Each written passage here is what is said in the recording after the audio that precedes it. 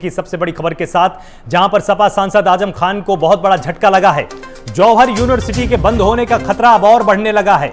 Rampur ADM के फैसले पर हाईकोर्ट ने भी अपनी मुहर लगा दी है, तो जौहर यूनिवर्सिटी के बंद होने का खतरा अब और बढ़ चुका है। आपको बताएं कि रामपुर एडीएम के फैसले पर हाईकोर्ट ने मुहर लगा दी है। विश्वविद्यालय को जमीन वापस देनी होगी और जमीन वापस यूपी सरकार ले लेगी।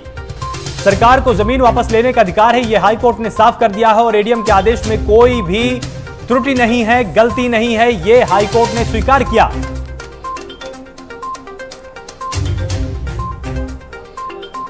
इस पूरी खबर पर और अधिक जानकारी के लिए हमारे साथ ब्यूरो चीफ अंकित श्रीवास्तव जुड़े हुए हैं। तो अंकित, सबसे पहले आपसे समझना चाहेंगे पूरा मामला क्या है और इसमें अब क्या अपडेट्स हैं?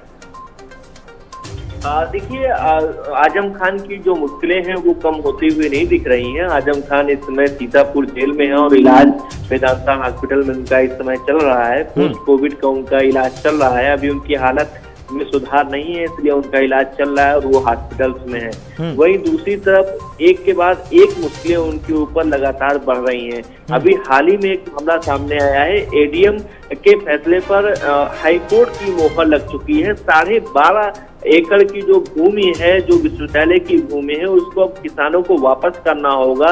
एडीएम ने ये फैसला कुछ दिन पहले सुनाया था, जिसको लेकर ट्रस्ट ने हाईकोर्ट में चुनौती दी थी और अब वो उस मुकदमे में राहत नहीं मिली है ट्रस्ट को। अब ये कहीं ना कहीं जो मामला है, इसमें आजम खान की मुश्किलें पूरी तरह से बढ़ती हुई दिख रही हैं। राज्य सरकार को वो जमीन वापस हो जाएगी। 12.5 एकड़ के आसपास की ये भूमि है और कई किसानों ने इस पूरे मामले पर मुकदमा लिखाया था, क्योंकि ये जो जमीन थी वो नजूल की जमीन थी, नदी से जुड़ी हुई जमीन थी और अन्य जो जमीनें थी SC/ST की जमीन थी, जिसको जिलाधिकारी के माध्यम से उसका अधिग्रहण नहीं कराया गया था।